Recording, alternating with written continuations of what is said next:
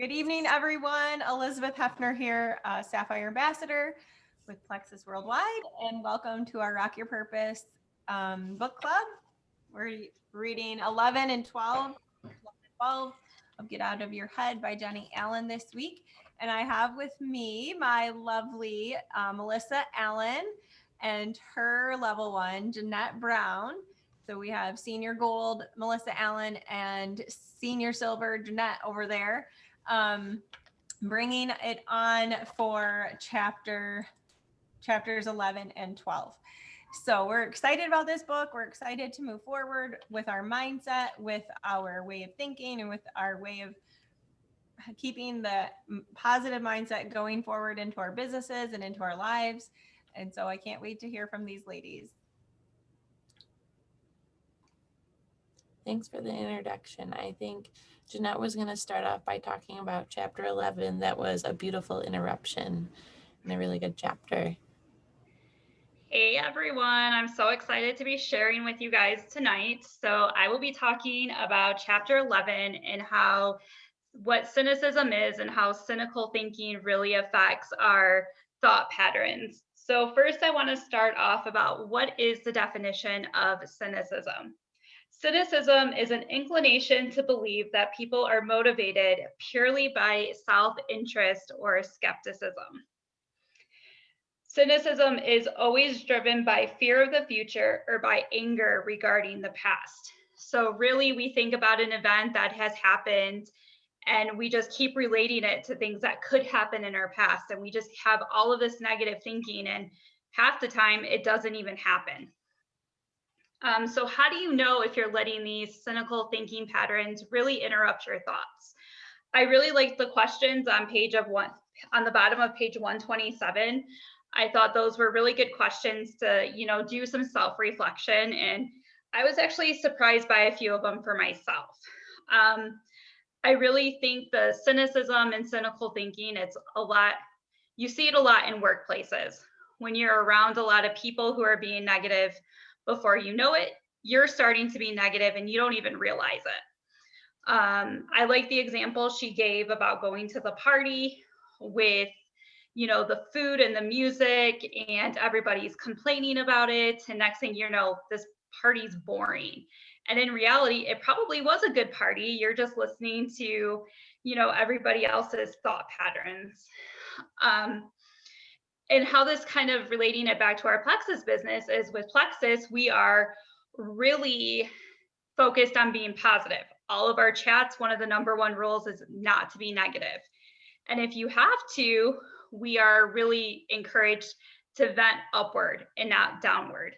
And reading this chapter, it really makes you realize why that is. And I've experienced it, especially in my workplace.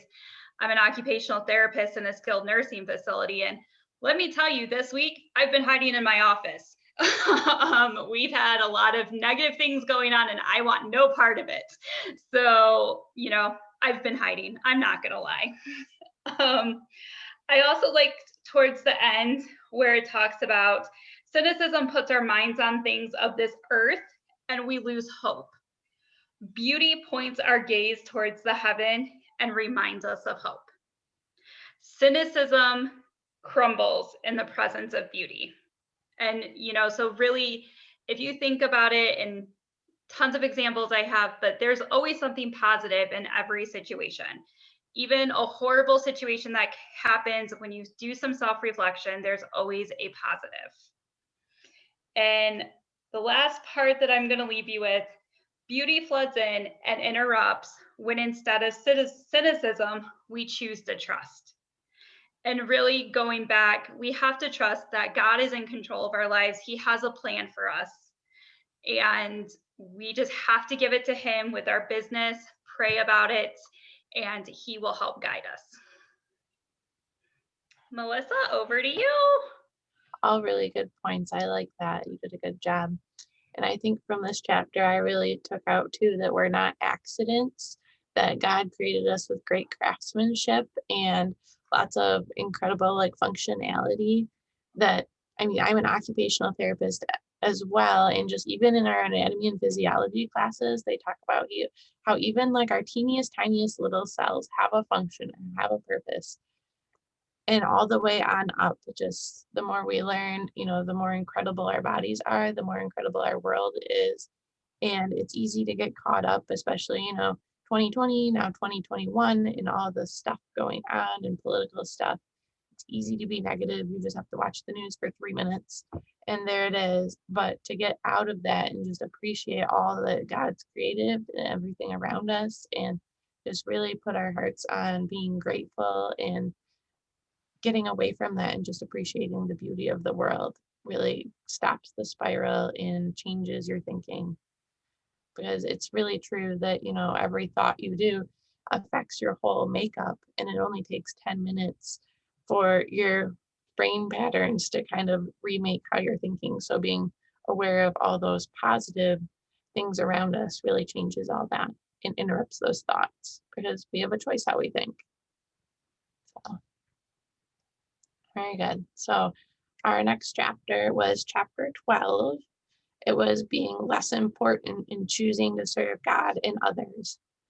So I really liked how she opened up with talking about how she was talking to a coworker and wasn't necessarily saying something that she thought was positive, and just reflecting back, because we've all had those moments where you tell someone you work with or your kid or your husband and you yell at them, and then you feel so bad inside afterwards and you just beat yourself up over it. And who hasn't spent, time, and you just think and think, oh, I should have said this, instead of just going and apologizing, just setting your pride aside and putting, them before you, and not constantly comparing, contrasting, justifying, judging yourself, spending all this time when you could just kind of move beyond that, address it, and apologize and move on.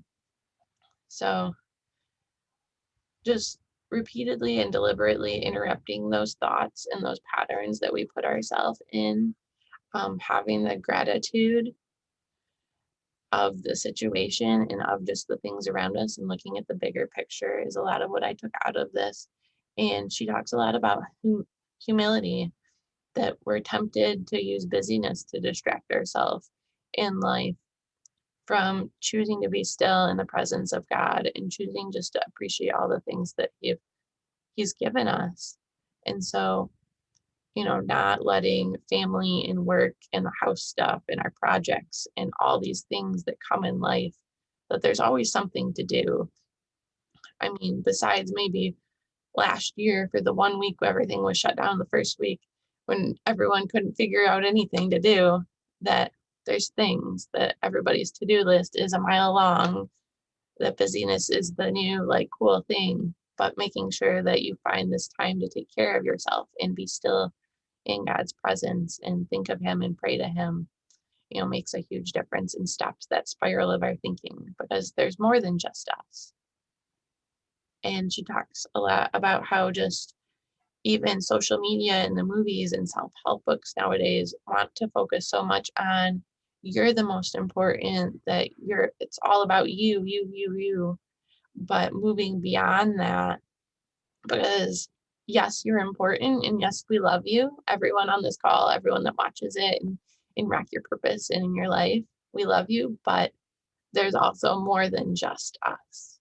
And I really think of this in our Plexus business, that yes, it's important for us to take our products and for us to grow our business so that way we can, bless our families and take care of us, but also just how selfish it is not to share these products, because what we have is life-changing and we can affect so many people. I mean, even as a senior gold, I don't have quite the team as the Sapphires on the call, but even just having one person that's been telling me, how much their life has changed and how much now they can engage in the world better and feel better and interact, that it's worth it. And you just think of the trickle effect, and the more you share with the people around you, the better that gets. And so just, not being focused on the praise, finding the rest and calmness can really make a difference. So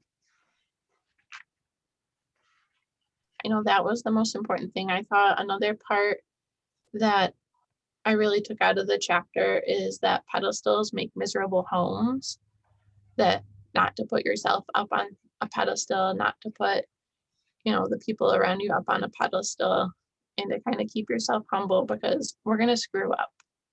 It's just a fact. We're all sinners, but that's why Jesus died for us. And just that we move beyond it. We ask for his forgiveness. We obviously don't intentionally do it, but also not getting stuck on that fact. And it's really a sign of strength to not acknowledge just this weakness. And I was just reading something the other day that it's easy to really focus on, all the things you've done wrong, but instead turning it around if you feel like you're stuck in life, in your business, in whatever it is, just being grateful and having that humility to thank God for everything you have, so that way you can go forward and make more. And I think that really has helped me too. I mean, in my business, when I feel like, you want to think about how many points, what do I need to do to get to the next rank? Instead, realizing that I need to pray for my team. I need to reach out and see what I can do to help and push the people forward to reach their goals, and to help them share ultimately then helps you and just furthers God's kingdom as well. And so the more you really love on people and move forward, the more it will propel you forward as well in that long run, because this business is really a gift that God has given us. And so sharing this just spreads that joy and that happiness, and it's just really amazing. Yes, that's so good. So many of your points that you said were things that I was thinking and underlined and all of that. And just like Jeanette said too, when I've changed my thought patterns in a lot of ways, but at work, it's one area that I can continue to have some issues with falling back into old patterns. And a lot of times when I'm like with a group of nurses or something on the floor and everyone's complaining about everything, like I really try to make a conscious effort not to join in the complaining, and also to say, you know what, I think if we can all focus on what's best for the patient, we'll probably all be a lot happier with what we're doing here at work, kind of like trying to say it in a really gentle way, because you don't want to, you want to validate people's frustrations to some degree, right? But not to the point of continuing down that spiral. We still have, when we focus on patient care, when we focus on customer care in our businesses, when we focus on pouring into our team, when we focus into helping our new people get started and all of that, when we're focused on being servant hearted, we're much happier at the end of the day ourselves, So I can't change, the dirty floor at the hospital some days, but I can make sure that my patient has everything that they need. I can make sure that they feel comfortable. I can make sure that they have access to their nurse. I can follow up with the nurse and let them know what they need to do. And so with our businesses, and we all have those people that we are like, hey, how are you doing? And we're checking in and we're hearing crickets and we're like, oh my goodness. But I tell my girls, like, we are going to continue to have good customer service, because we don't want to ever have anyone look back and say, you never helped me. And we're like, yes, I did. I'm reaching out to you. I'm following up with you. I'm talking to you. Like, yeah, we're not following up every day with these people, but we still let them know, like, hey, I'm your friend first. I'm here to help you in any way that I can. That is so important. Just keeping that servant hearted first. And then I was listening to, I need to put it in the team page, you guys, actually, Kristen Boss was talking about growing your business stuff. And she was talking specifically to those that are working full time and building a business. And she had really great tips. And these are things that I've applied through my journey. Aside from the fact that she said, do not put an emotional tie into I'm quitting my job once I get to X rank, right?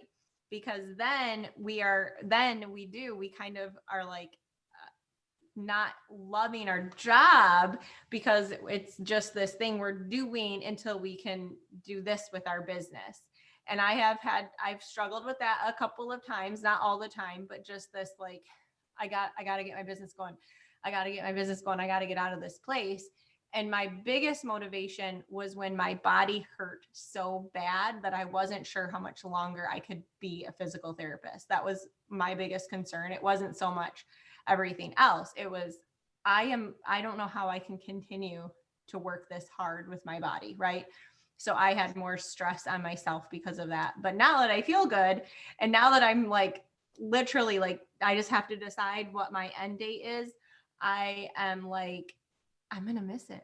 I'm going to miss my friends. I'm going to miss helping people, you know? And so, but she talked a lot in this podcast about serving your team, serving your people, serving your environment, like your social media, being a servant in those areas. And then your business is going to grow and be such a huge blessing when you're focused on being servant hearted and not focused on the outcome. So that really stood out to me as well. I'm going to, like I said, I'll put that call in the team page. And then my disclaimer, which will also be in the write-up of that, do not register for her academy because we have so much going on in our team pages. We have Pink Power to refer to if we need to. We have so much going on in terms of training. You do not need to pay for extra training. So don't do it. But that was my one hesitation of putting that call in the page. I'm like, no, nobody needs to go around paying for training over here.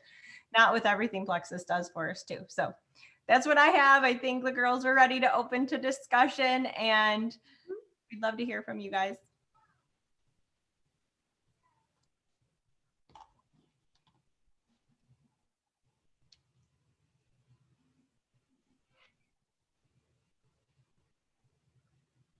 Bueller.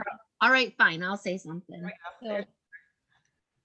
So, one thing, as we were talking about, that spiral and worrying about what people think and what we're dwelling on and stuff. One of our teammates who's not on the call tonight, Courtney, has, you've seen her. She's under Beverly. Her husband, they actually are starting up a new church, and he had a post. I want to make sure I get the words right. And it says, just to make you think this morning, and it has a picture of the Apostle Paul on there, and he's writing, and it says, the Apostle Paul entered into heaven to the cheers of those he martyred. That's how the gospel works. So, it's really interesting to think you can do horrible, awful, terrible, terrible things, but you can't dwell on that because you can change your life and still have amazing things happen. And that's that way for our lives. That's the way for our business. I screwed up a whole lot when I first started, right? We don't know how to follow up with people. We did not have the tools and resources that we have now. I did not see the value in the three-way chats. Those things came back and bit me in the butt. And there's times where I was like, oh my gosh, if I had only done some of those things and known what I know now, I could have helped so many people so much better and done so much more. But I could stay on that forever, and it isn't going to do me a daggone bit of good. But I can keep moving forward, and I can keep posting positive and keep adding value. And then so many other people that may have dropped off before, I've had people come back. We've been able to help other people. We can still learn and grow. And those people aren't like, I hate you. There's a forgiveness, and we have to just kind of remember that we have to keep that forgiveness on ourselves too.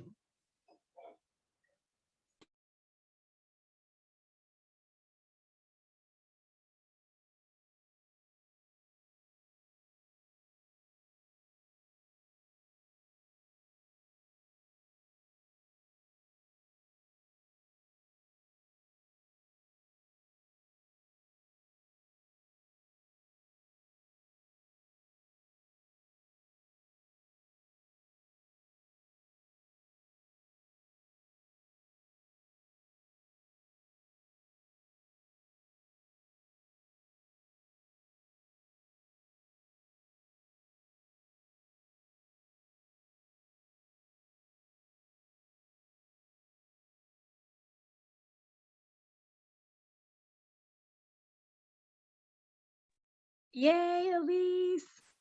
Okay, I have something to share. I was going to say that, first of all, these chapters were good. I really liked the humility chapter, just because it really is talking about less of self and more of God, more of others. And that is really what this whole business is about. It's really about focusing on others. We're an others oriented business. And we're not about sitting here about ourselves, you know. This is why we talk about when we post, tying it back to a plexus business, right? We post about all the different colors. And because whatever color I am, that doesn't mean that I don't need to post, like just because I'm a yellow doesn't mean that I don't need to post about the red stuff, right? Like other people need to see that. Everybody needs to see all the different things. So this is not about us and what is best for us and what we want and what we can do and what we have done. It is about how we can help other people, right?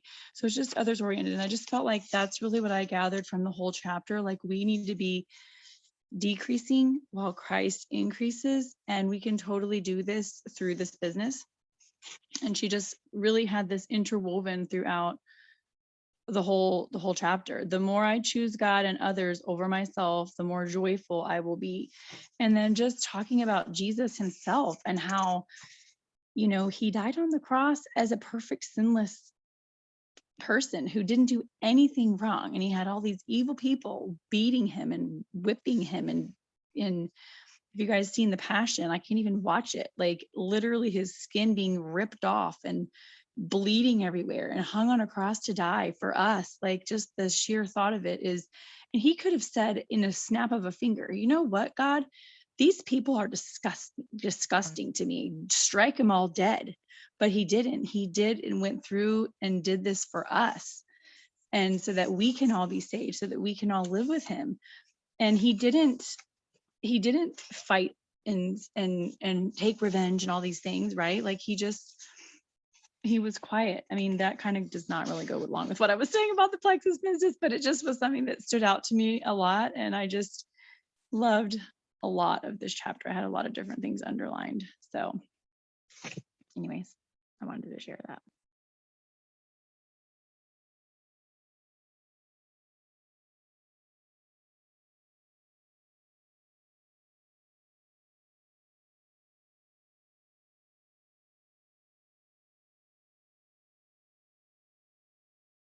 This is the quietest book club we have ever had. Where are our talkers? You guys. I can talk. I was trying to formulate my thoughts. I can talk now. The humility chapter reminded me a ton of just like 12-step ideas that I've heard throughout the years. And one thing that I've just like that has really stuck with me and I remembered was like, and I'll relate it to like, you know, the business and like personal growth and stuff, but like, you know, like the 12 steps can be shrunk down into 3, and it's be honest, trust God, and help yourself by helping others. And I know that like I tend to like when I'm having a hard time, I tend to like isolate and feel like, you know, like I need to fix the problem. But like I've just been noticing that when I like reach out, even like when I'm in the midst of whatever kind of like suffering or like hardship, and I just like, you know, even do like the smallest thing for someone, it just changes so much of my day. It's just like really cool. I'm just like seeing how powerful it's been. And like the getting honest part, you know, that just like really ties in the whole humility thing, because like there's nothing shameful about us not doing something perfectly, you know, like that's how we grow, is admitting that there is some things that we can do better, but like not beating ourselves up about it. Just like seeing like, oh, I can work on this. I can be better. I'm going to do it with God. Yeah. So.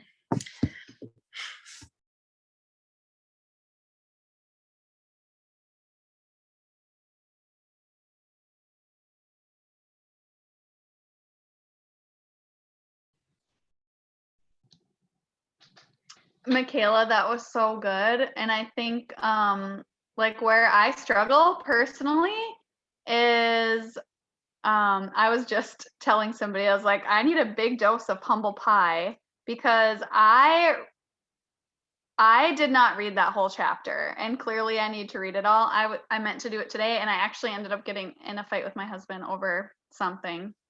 And so it didn't happen, but I'm just cracking up that like it's really funny. Like, do you guys ever look at your daily readings for the day?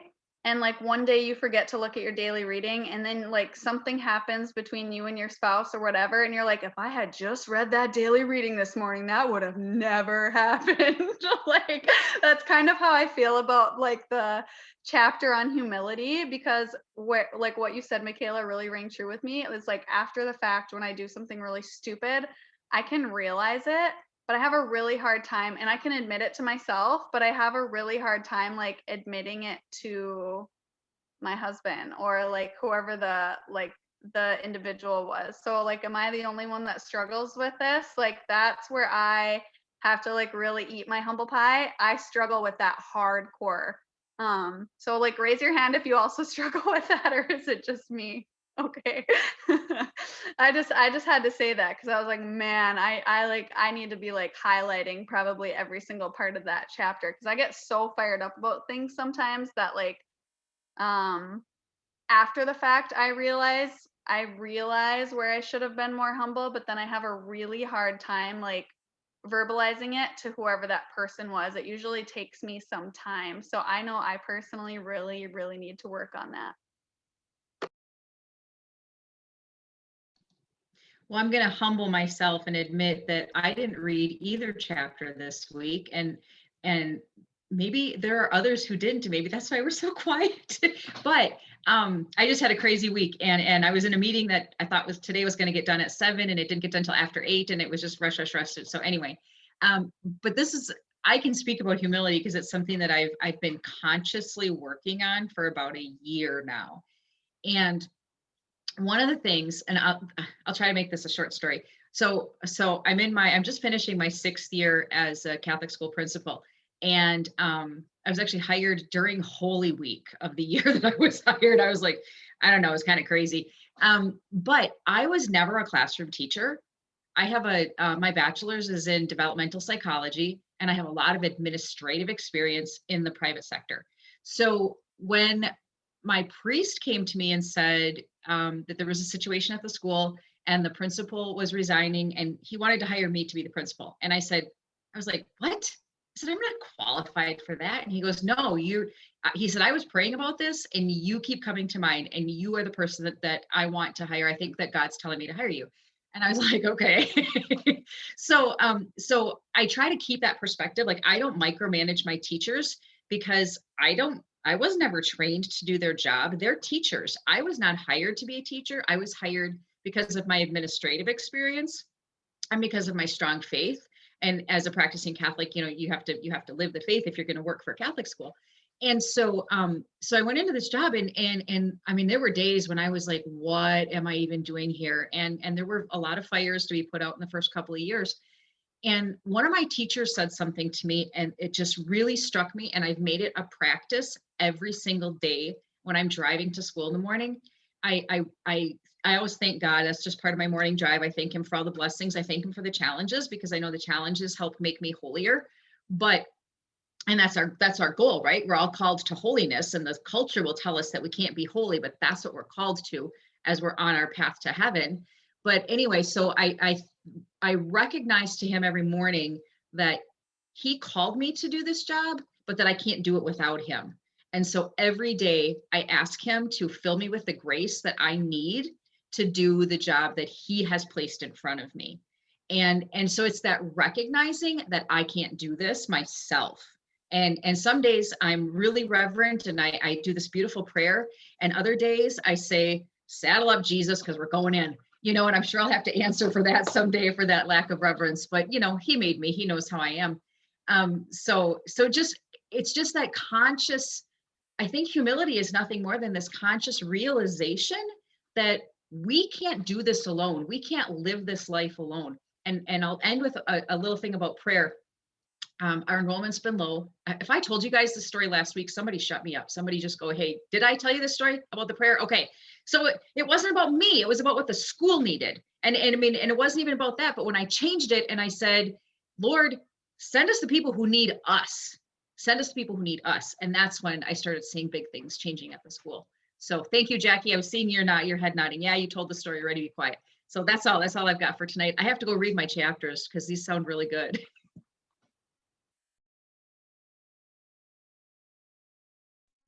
Yeah, I agree. I cannot tell you how many times I say that. I can do all things through Christ who strengthens me. I cannot do this alone. People ask me all the time, how do you do this with 8 kids and blah, blah. And when Matt used to be in the army and he would be deployed, how do you do it with your husband gone? Well, I mean, it's not like I really like this.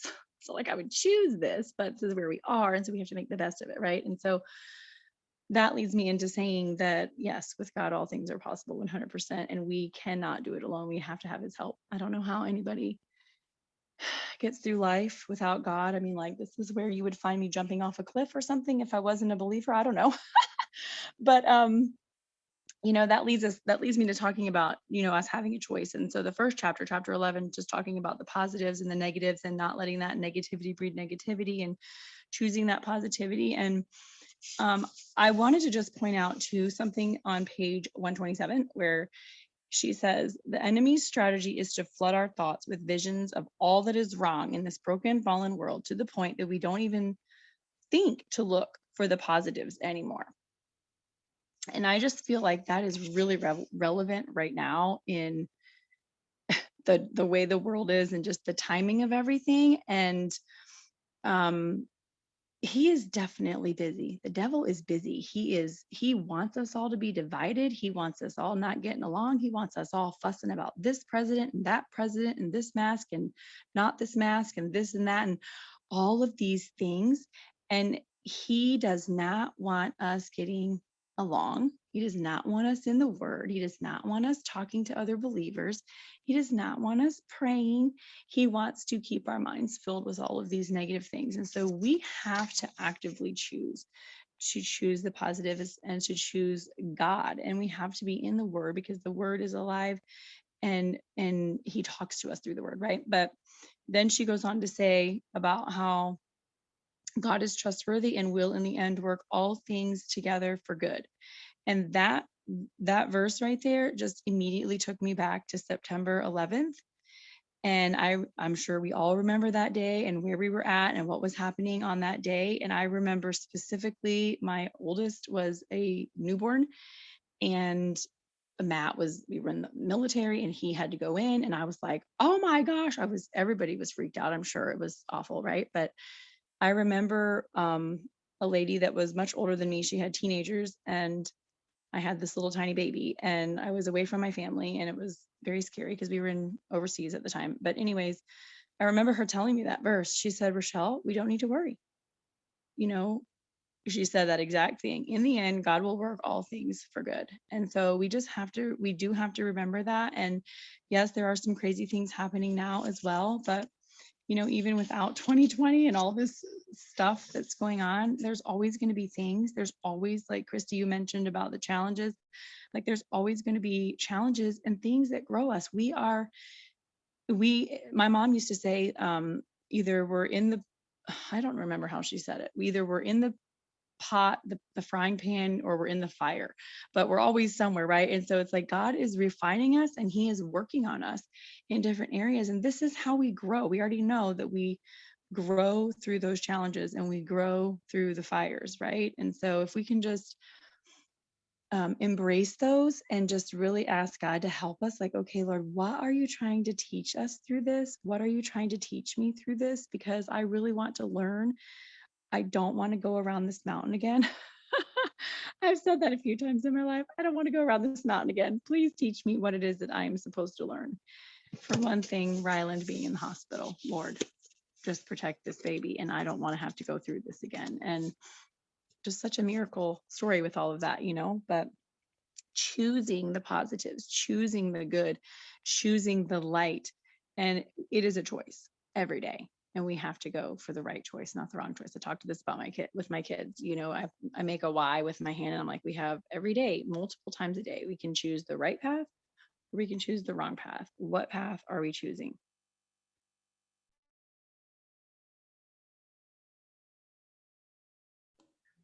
So much goodness there, Rochelle. Oh my gosh. Like 127, I think we just need to cut out and like blow up and put on our wall.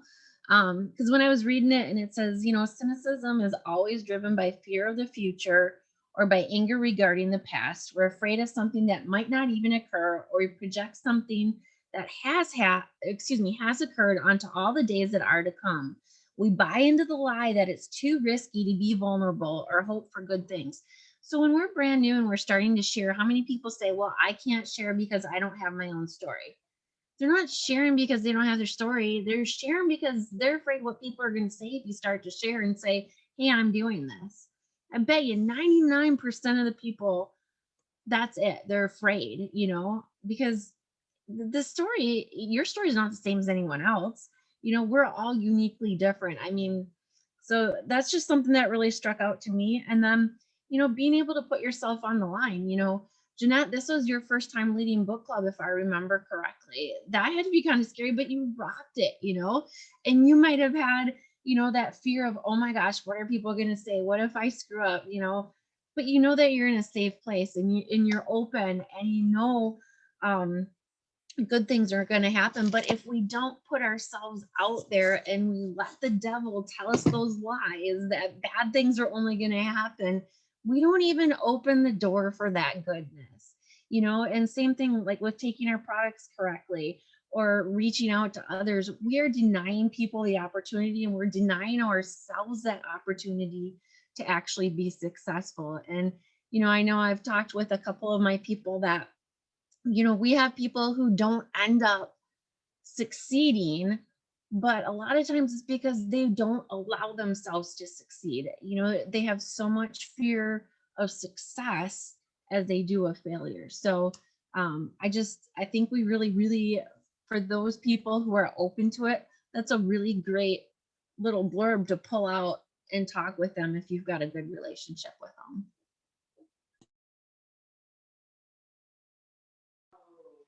I was just going to mention something that stood out to me. It was essentially kind of like a story that they talked about on 136. I don't know if it's already mentioned because I joined a couple of minutes late, but here we go. Once every day I shall simply stare at a tree, a flower, a cloud, or a person. I shall not then be concerned at all to ask what they are, but simply be glad that they are there. So this just hit me because I feel like in today's society, we're just moving at such a faster pace. And having a 1.5-year-old has made me slow down and like look at the little things in life. And sorry, he's screaming in the background while he's taking a bath. Just being able to recognize like God did that. And like that is something that he gave to us. So how could he not, invest so much in who we are? So just like really recognizing like those just little things that we constantly pass by, that we don't really give like a second thought to, that we take for granted most days. So that was something that I really related to, and that I'm trying to be better at.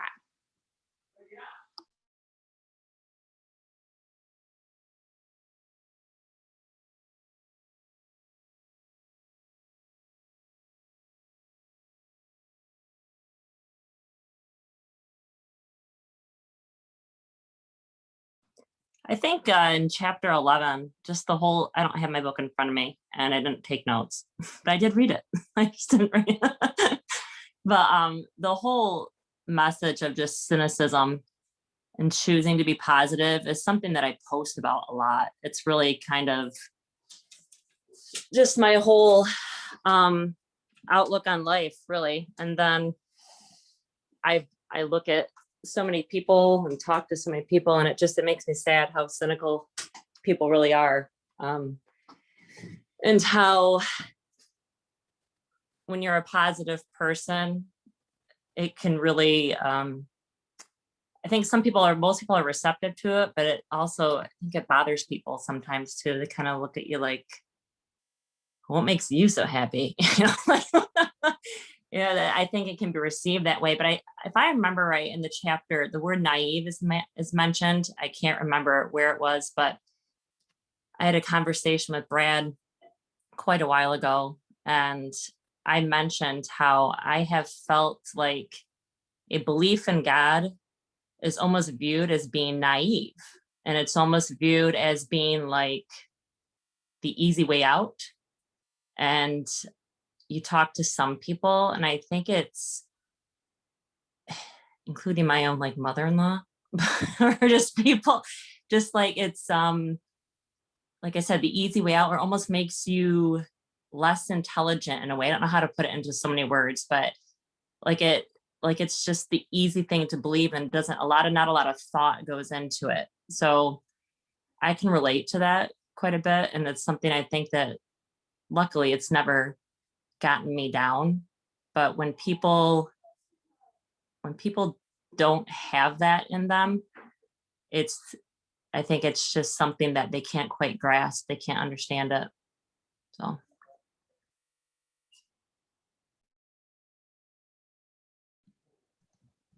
I think some of those reactions, Rebecca, come from two places. One, they don't understand it, so it's easier to be negative about it. They just don't get it, and it scares them, so they're negative about it. But then there's the other thing, this whole idea that faith and reason are somehow separate when they're not. Like, you can either be a religious person or you can be smart. Yes, exactly. Yeah, and it's so sad to see that that's what we see in our society. Like if you believe in God, yeah, you're naive and you're just not very smart. And no, sorry. And it just comes from a place of ignorance, but I don't say that in a mean way. Like, they just don't know. They don't know what they're missing out on. I'm sorry, Taylor, you and I will start talking at the same time. I realize that. Go. Oh no, girl, you're good. I was telling Jackie earlier and Elizabeth that I was refraining from speaking to challenge myself a little bit to let everyone else speak up. And Elizabeth was like, no, you were on last week, so you have to talk. So here I am. And yes, oh my gosh. So first of all, Haley, yes. Looking at everything and just taking it in, like the trees, the clouds. Oh my gosh. You guys just know that I had just posted a picture of Tessa, my 2-year-old, laying in the grass, just looking up at the sky. And she was pointing out the clouds to me. And I'm like, how big this world must look to this tiny little person. And just what a sweet reminder that this is where I'm going to start crying, you guys. There's beauty in everything if we take the time to look at it and like slow down and really just thank God for all of his glory. Oh my gosh. And then Christy, yes, naive. I was the person that was literally committing like blasphemy before I came to know Jesus. I'm like, I don't know why these people are believing in something they can't see. I don't know, like I was that person. And then it's like, once you come to know and accept Christ, then you know what you were missing. You don't know before that. You don't know. But I always say, like, the only way that I can explain it is that everyone has this God-shaped hole in their heart that only he can fill. But I did feel led to share something with you guys that I probably don't talk about too much. Maybe I should do like a video on this or something. But I actually cried listening because I was listening to it on Audible during our drive to Vegas. But I cried listening to these chapters because the spirit of pride has run so deep. It's actually a generational curse in my family. It has run so deep in my family. And Adam jokes that it's like in my bones. But if you guys have only oh my gosh, if you could only see our first 7 years of marriage, like it was so filled with pride. And it took me 5 years, I'm not exaggerating, 5 years to learn how to apologize to Adam. that's rough. So, like if there are things that I could go back and redo, like absolutely, but just thank God for his grace and his mercy and his just forgiveness, because that spirit of pride is real. Many of us have it. And so we have to humble ourselves and ask for forgiveness. And we have to, bringing it back to Plexus, like something that I struggled with, and Lauren knows this because I spent so many phone calls with her, like crying about this, like how shame and embarrassment can creep in and prevent you from reaching out to people that have like fallen through the cracks. Because you are so embarrassed. You're like, oh my gosh, like, I can't believe I like have gone 3 months without talking to this person. Like, I don't like, you almost like hold yourself back from reaching out to them again because you're so embarrassed. But we need to have that humility to do that and to reach back out to them and be like, you know what, like, I am so sorry. Like, I am human. Like, I, you know, didn't have my crap together for lack of better words here, but yeah, your ego is not your amigo. I love that. Stephanie. But that was something that I struggle with, and I've said it on here before, but I'll say it again because someone on here probably needs this reminder. But if you are ever questioning your worth, if you're ever questioning whether or not you're enough, if you're good enough to do Plexus, if you're good enough to help people, if you're even worthy of success, the answer is yes to all of that. You are worthy of success. You are more than enough because you are made in his image, and someone out there needs not only the products, but the message that you have to give them.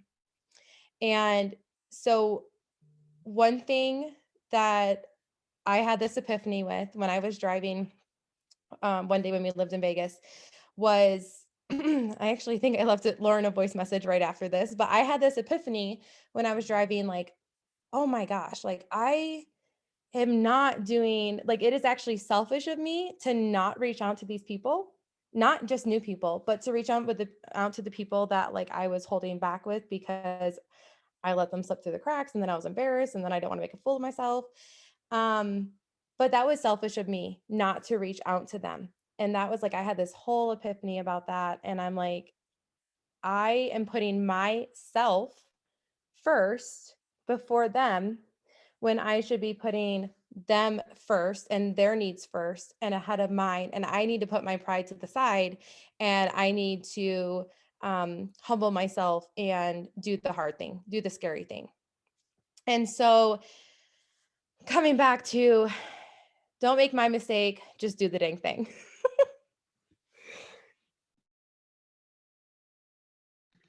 You realize we got a jingle out of this tonight?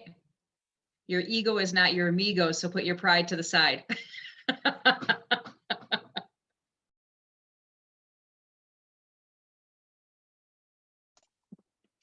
Hey guys, so I do have something to share. I've just had a rough day, but on 163, about almost at the bottom, second paragraph from the bottom, it says, she's talking about the humility, obviously, and she says that we wouldn't despise that which will grow us up by reminding us to bow lower and lower still. I've had a lot of conversations in the last couple of weeks with a lot of friends, Christian friends who, some who are reading this book in other circles and stuff, and just about faith and about hardships and about death of people too young and about cancer and about all those things. And it just keeps coming round and round to, well, there's only one person who is sovereign and in control of all of it. And the only way to get through it is to place all your faith and your frustration and everything in him, on him even. Been doing a lot of that today. I will share very briefly. So my kiddo was home. He was home for 11 days. And in that 11 days, I saw him for like 4 hours total. He's a grown-up. He wanted to see his friends. And I get that. And I sort of shared this earlier with Rochelle, being a parent of an adult child who is moving away because that's the good choice for him. But the prayer in my heart is that the things we've taught him, right? All the things that she talks about in this book, your self-talk, that he would take those things with him. And so I would ask, if you think about him in the coming weeks, that you would just pray for him as an adult child who is really, really struggling with not being near his friends, not being near his family, but also just struggling with a walk that's really far from the Lord. And for me, for a mom and a dad to have to know that we have done, we've done all the things. We did the church, we did the Bible studies, we did all the things, that it is a personal decision. And Taylor, I know you and I have talked about this too, like that 18 to probably 29 year age range is the hardest time for someone who grew up in the church. Not necessarily for someone who comes to the Lord later, but if you grew up in the church, that seems to be like the 9-year span of just the devil really going after you. And so as we pray for our teams, and I hope you're all doing that, Rochelle, that was one of the first things that I remember her saying to me. Well, I get up and I pray for whoever on my team comes to my mind. And so I would say, if you're not doing that as part of your IPA, not that it's a box to check, but it definitely is worth it. And it definitely opens your eyes. A few times I've reached out to people who haven't been responding a whole lot. And they said, you know what, I need to hear that today. And I only knew that because I had let them come to my mind in prayer time for them. So anyway, I just wanted to share that with you all, and I've got to run, but have a great night, everyone.